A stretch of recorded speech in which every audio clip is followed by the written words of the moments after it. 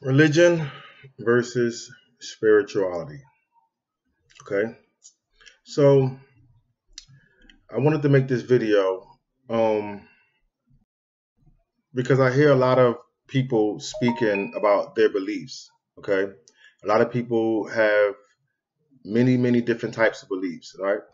And most people have more religion than spirituality, you know, if that makes sense. Okay. Religion is basically an institution. Okay. It's an institution that has given itself domain over your spirituality. Okay. There's a system that says you can only get this kind of, um, you can only be a part of this religion if you come through this certain institution. Okay. So I always have people, and I have so many people I speak to, and they'll be quick to call you a devil worshiper or Illuminati or unaligned with God or a non believer in Jesus when they all of the information that they've gotten is from another person's interpretation. You know how many people that I've had debates with about the Bible who haven't read the Bible, and they just said, "Well, I heard," or "the Bible says," and they just quote quotes that's not even in the Bible, and they just quote it so often because they hear other people say that, or they'll quote something out the Bible out of context. You can't just read one scripture of a Bible. You have to read the paragraphs before and after to understand the context of a particular message. Religious people are missing the spirituality of various religions. Okay. We're so busy trying to be Christ-like, but we don't know how Christ was. You don't know what he did as a child. You don't know what his beliefs were. You don't know what his, like, all the things that he lived through life. We have 33 years of his life, and we have so little examples. But everyone wants to be Christ-like based off a few scriptures. Okay. I always say that the Bible is an interpretation, but at the same time, it serves a purpose. Okay. And all purposes are not always aligned with God's will. And I know people want to say, "You're going to hell, you got to believe in Jesus." Like, I get it. All right. But at the same time, you judge a tree by the fruit that it bears. Okay. And so many people, they allow people to deceive them. And they don't use their common sense when they're trying to find a spiritual leader. They'll just go with the flow, and they'll sit there and hear their pastors call them hoes and all type of stuff, and they'll feel allegiance to the book and not the spirit. Your spirit should move you. Your spirit is going to tell you if something is aligned or not. And we're so busy following behind religions, we forget to follow our spirit. When I say spirit, I mean your personal relationship with God. Some people give general prayers and they don't have a personal relationship. Do you talk to God every day? Do you talk to yourself every day? I remember, just give you a background on my religious experiences. I remember as a kid, I was maybe 7, 8 years old, and you know how some things happen in your life and it shaped your viewpoint, it shaped the way you look at things. All right, I'm going to share 2 times where my belief and religions have been shaped. Okay, well, actually, it's way more than that, but just talking about religions and not spirituality. Okay, I was 7 years old, and I remember clear as day. I used to go to a church in Germantown, Philadelphia. Okay, I'm not going to say the name of the church. I remember sitting there when the preacher stopped preaching in the middle of his message and told a homeless man to leave the church. Made him get up, stop. Everybody looked at this homeless man. "Please leave. We don't get out." And they actually made him get up. He came in and sat in like the back pews, and they told him get up and move and leave. And not one person was offended by that. Not one person in that whole church said, "Hold up, Jesus washed the feet of prostitutes." He was the one who ministered to the sickly and the disenfranchised and the lowly. And who more needs Jesus or any kind of spiritual direction than a person who's homeless, going through trials and tribulations of the world. If he can't come into an institution of God and get help and salvation and healing, where should he go? And I think, like, then years later, I remember this. What would Jesus do? Jesus would have never did that. That always sat wrong in my heart, because not that the preacher did that, but because no one had a problem with him doing that. Okay. And I just knew that wasn't right. Okay. It was something about that whole thing. Like, and I was old enough to read and comprehend, so I can read the Bible. I remember having conversations in Sunday school with my Sunday school teacher, and I would say, well, if the Bible says there should be no graven images, why do we have pictures of prophets and Jesus and everything around the church? And the Sunday school teacher told me, well, go ask the minister, go ask the pastor, you know. It was like all these inconsistencies. So you got to understand that in every religion, there's room for misinterpretation or malpractice, okay, according to the actual scriptures. People have to not be puppets. You have to be able to think and discern right from wrong and love from something that's not love. And if it's not aligned with your spirituality, it can't be your religion, you know? And my second experience was when I became an adult. Now I had moved to New York City, and I had my wife and I, before we even got married, we had went to a church in Queens, New York. And this church, it was attended by Joel Osteen and a few other pastors who were all like, I guess, well-known pastors. And I remember being in this church, and this crew of people with Joel Osteen and a few other people, they were in there telling these poor people from poor neighborhoods, okay, barely scraping and surviving, trying to get through each day. They were in there telling them that God gave me a message last night, and the first five people who come up and give me $100 is going to have $1 million miracle. So we have $5 million miracles. And I looked at my wife, and I was just like, is he serious? He's really giving out $5 million miracles for $100? And God only told him he only had 5 to give out. You should have seen how many of these elderly women barely can get up and walk. They were racing to get up to give that man $100 for $1 million miracle. Was racing to give that man his money. And I looked around, and nobody had a problem with it. Everybody was just praising and believing that they're going to get this $1 million miracle. And it comes a time when your spirituality has to step out, your spirit has to step outside the religion. And just like, does that make sense? Does that make sense that you can get $1 million miracle for $100? But people are so inclined to believe what these people who they trust for their spiritual guidance, they're so inclined to believe these people that they get taken advantage of. So of these experiences, I knew that there was something missing. I knew that there was a bigger part to the story. I went to college, and I actually I got a minor in religion. I wanted to study religion, and I wanted to study religious philosophies, and I wanted to understand these things, you know. And I figured out that there's so much more than what we think we understand. You know, there's so much more to spirituality. And I want people to just connect with the message of the book, okay? And don't turn the Bible into your idol. Don't turn your Quran into your idol. Don't turn your Torah or your Bhagavad Gita or any other spiritual book as your idol. Because there are some people who, like I always say, I had a conversation recently with a friend of mine, and I said, if you tell people that you had a spiritual experience, if you lined 100 people up and said 100 people, yeah, I had a spiritual experience and God spoke to me last night and he said this, most of those people will look at you like you're crazy and they say you're tripping. That's not the God, that's demons or your witchcraft, or they'll chalk it up to a million other things.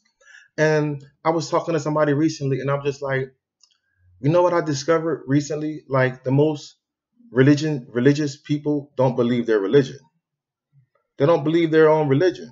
They go to church, they go through these motions, they go to the mosques, they go to the synagogues, they go to all these institutions, but they don't believe their religion. Because if I told a Christian today that I had a vision from God, he'll say either I'm mentally ill, I'm tripping, something's wrong with me, it was a demon, or it was witchcraft and it wasn't of Jesus.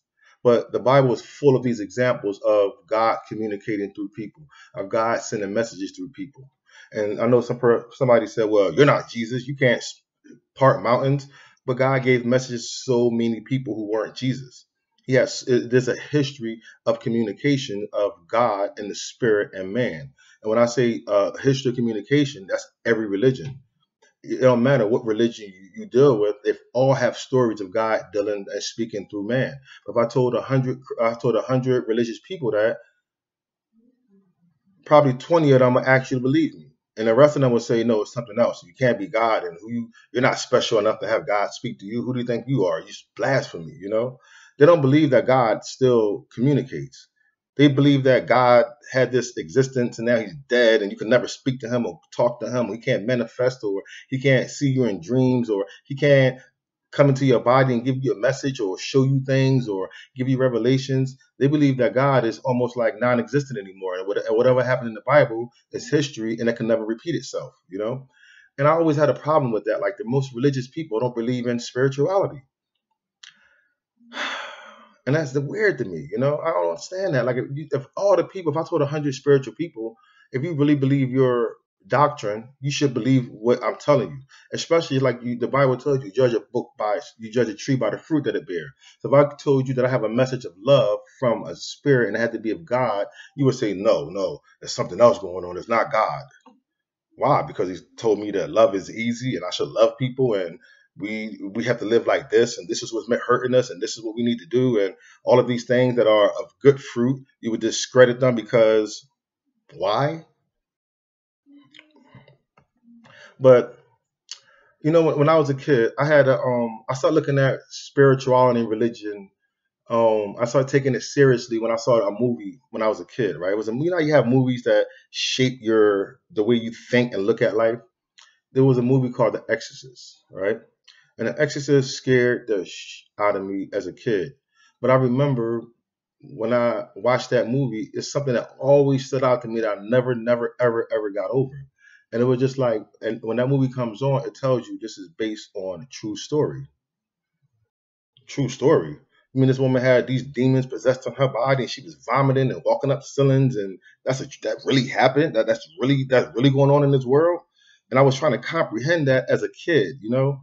And I had no business watching that movie, you know, as a kid. But it started to make me ask these questions about spirituality and religion, and if that can be true, if that experience of exorcist can be a true story, and then as you grow up, you see the Blair, or not the Blair Witch, the Emily Rose movie, and all these other movies like Poltergeist. And I know Poltergeist was fictional, but I don't believe all those movies. I believe Hollywood ciphers a lot of things through movies, and they label it as fiction or horror, but these are um, real experiences of spirituality. And I didn't understand that until I became a man and started to see what spirituality was really, what it really was, you know. And I always looked at it like, well, if this can happen, how come people in the church, we're not talking about this actual type of spirituality? We're always talking about the past, and we're always talking about what happened thousands of years ago, but they're not applying those lessons to what we're going through today. There's no spiritual teaching of how to protect yourself and how to align yourself with the spirit. Like it's just like a whole lot of rituals and laws, you know. And I believe these rituals and laws, they restrict you from being able to protect yourself in a spiritual manner according to what we're really dealing with out here in this world, you know. And I've been blessed enough to have understanding of a lot of these things of spirituality, and that's the reason why I wanted to start this channel, is to like really speak to a lot of people about my own experiences. Not that you have to adopt my ideas and my viewpoints, but I just wanted to give you something to think about, because I wish somebody had done this to me when I was coming up, or when I was trying to find my way, and I was asking some of these questions that I had to really like just live out and find out through experience, you know. Like they say, experience is the best teacher. And that's absolutely right. You learn a lot when you just experience and live through life. But I want to share some of the things that I've been able to encounter and my interpretations of those things. Um, so we look at spirituality as something that's so it's reduced to just going and praying, and that's the only part of your spirituality you're aware of. We don't understand like all the tenets and all the practices of spirituality and how do you protect yourself and how do you align yourself and how do you grow spiritually and how do you connect to um, spirit guides and your guardian angels and God himself and how do you have conversations and how do you talk and how do you, when you're not taught those things and it's so general, like religions usually tend to have things very, very general. There's some religions that get very more into spirituality, but I'm just speaking across the board now, not speaking of any one particular religion. Um, I wanted to like just share that there's so much more to spirituality than what we really understand. And when they put these movies together, there are people who know they discovered some of these parts of spirituality and they're using it for your entertainment, and by you being entertained by these different type of entities and demonic entities, it affects you in your life. It is not just entertainment. They're not just entertaining you. You can be possessed by an evil spirit by watching something with an evil spirit in it. And people think that Hollywood is just so far fetched, but your brain, your mind doesn't really understand the difference between a murder on TV and a murder right here in front of your eyes. Your body suffers the same trauma, and we think that's like, I was a kid, 6, 7 years old, and I used to have like I had adults around me putting on like Poltergeist and Amityville Horror and all kind of these demonic Damien Omens and all these demonic movies, and it was just like shaping the way I was looking at things. Like I was scared after watching that stuff, and I didn't. It wasn't entertaining to me. And as I grew up and I started to get a better understanding, I now understand how when you watch that kind of stuff, you're creating a trauma, a spiritual trauma that stays in your body. Every time you watch a Saw movie or something like that, you are locking in a trauma of horror, of death, of murder, of rape, of all those things. You're locking that into your body, And people leave the movie theater and they think like it was good entertainment, and then you wonder why. And like they don't understand that that's going to be the cause of your anxiety, your depression, your inability to go to sleep, your inability to cure yourself from your illnesses is locked in trauma that happens throughout the course of your life. Every time you have something that happened to you, you don't have a outlet to deal with that and get over that trauma. It stays locked in your body. It eventually breaks your body down in the form of various sicknesses, illnesses. Um, and it's something that people they don't really connect all these things. I used to work as a mental health counselor, right? And there's a book they used to use to diagnose people. It's called the DSM. It was a DSM-4 manual at that time, okay? And this book has all the mental illnesses and all the things that could be wrong with a person. And I worked for like maybe 3 years as a mental health specialist. And one of the things that I was sitting down with a coworker of mine, and I was just like, yo, if you look through this book, everybody can be diagnosed. You can put 1 million people in front of me and give me this book, and I'll give you 1 million diagnoses. Like it's everybody is diagnosis. We're all sick, whether you know it or not. You don't know you're sick. You don't know you're sick until you sit down with a psychiatrist and they open up that book and they go, all right, this is what you have. You either have acute, it can be mild, it could be severe, it can be acute, but you have something. Everybody, according to this book, and and I was like shocked at that. I was just like, yeah, you just it don't matter who you are. And people think that, well, this person has a mental, they tripping. Yeah, if they sat you down in that office, you would have a mental illness too. It's the book is so general. It's meant to give you a diagnosis. Period. No matter what you are, no matter who you think, how well you think you have it together, there's a diagnosis for you. Okay, just understand that. All right, because we all have trauma. We all have trauma. We all have sicknesses. We all have things we put into our body that breaks our body down. There are things we put into our body that cause chemical imbalances, and that can cause your depression, that can cause your anxiety, that can cause hallucination, that can cause suicidal ideations, they can homicidal ideations. You can have all kind of traumas living in your body. So I remember years ago, I was able to attend a lecture with Louis Farrakhan, right? And Louis Farrakhan, he said something that pretty much stuck to me. He was just like, we have a society full of people who think they're educated and they're not. And he went on to say that, like if you're a doctor, you should be able to heal. You know, if you're a psychiatrist, you should be able to heal the mind. If you're an economist, you should be able to heal economic problems in a society. And we have these people with these labels attached, like doctors and experts and things like that, and they're not solving any of our problems. All the experts are great at is telling you what the problem is. I'm an expert at telling you the problem, but nobody has solutions. Nobody's solving most of the problems that we're plagued with, you know? And that means something to me, you know? That means something when we have a bunch of experts who are not solving any problems.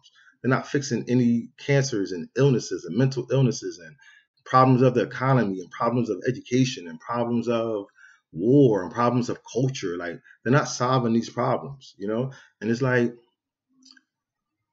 who's helping to solve problems, you know?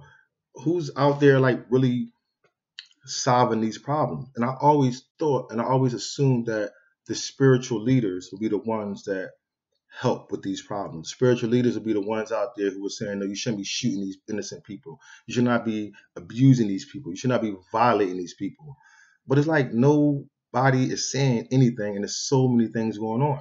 Like, people are so distracted listening to watching an R. Kelly 6-day series about his lifestyle, but it's 500,000 kids missing every year for like the last 10 years.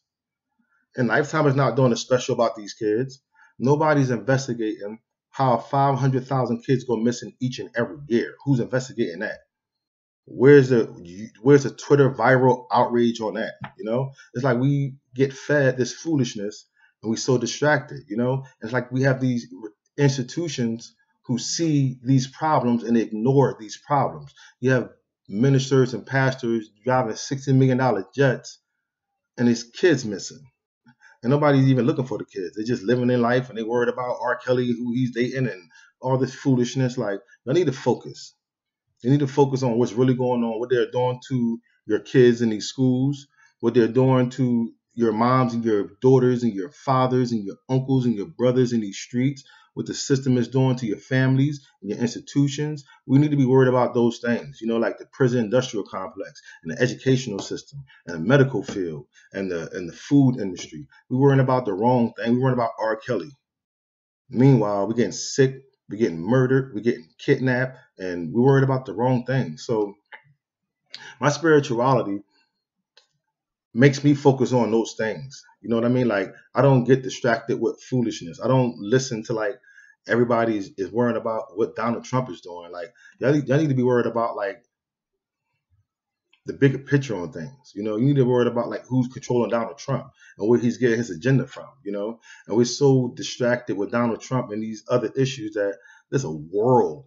Like, we're so far over being Americans. Like, we're citizens of a world, you know, and we need to pay attention to worldly issues and stop being distracted, you know. And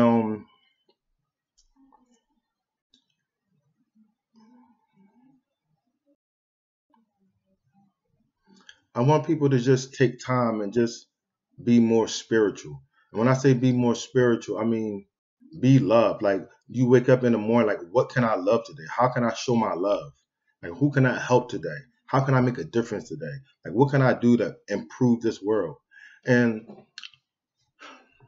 that matters to me. You know what I mean? That matters more so than if you're wearing the right clothes to church, or if you are like following these other nuances of religion, as opposed to just remembering to be a human and have human concerns, and have human sympathies, and have human love for like everything, you know? Um,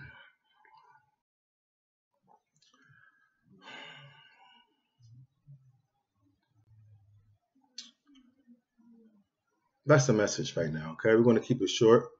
Well, not as short, but that's the message. And I just want people to just think about that. Just think about like how does your religion allow you to exercise your spirituality? Like, are you just online every day? There's some people I read or I look at on comment sections, and there's people who just say Jesus, Jesus, Jesus. And they're not even thinking about any of the problems. They're just so busy trying to say Jesus so they can look like they're a follower of Christ. And they're not helping anything. They're not solving any problem. They're just yelling out Jesus. And meanwhile, kids are getting kidnapped and people are getting shot down, and you in the corner screaming Jesus. And I want us to just be mindful, man. Like, there's so much more than what we understand. And I'm going to get more into that and following videos. But like the truth, when you learn the truth of what's really, really going on in this world, it'll shock you. And the truth is stranger than fiction. And I want you to understand that. It's so much more than what you're seeing. And we're so distracted with this foolishness. We're not seeing major issues, man. Like, the chance of your 8-year-old going outside and getting kidnapped. The chances of you ever getting your kid back when that happens? And people don't realize that's a problem until their 8-year-olds don't come home. But if your 8-year-old goes missing, it's like an 85% chance you're not ever going to see your 8-year-old again. There's thousands and hundreds of thousands of people every year who lose their kids and never see them again. And they're not talking about it online. There's no online, nothing on TV, no CNN specials, like nothing. They're just ignoring the fact that 500,000 kids go missing every year. Like, how do you do that? And like, where are our leaders? Where are the spiritual leaders? Who cares about these things? So just think about that, man. Just think about being more spiritual, more connected to right now, what's going on. And make sure you're not distracted by another person's agenda, and pay attention to the issues that affect you, you know?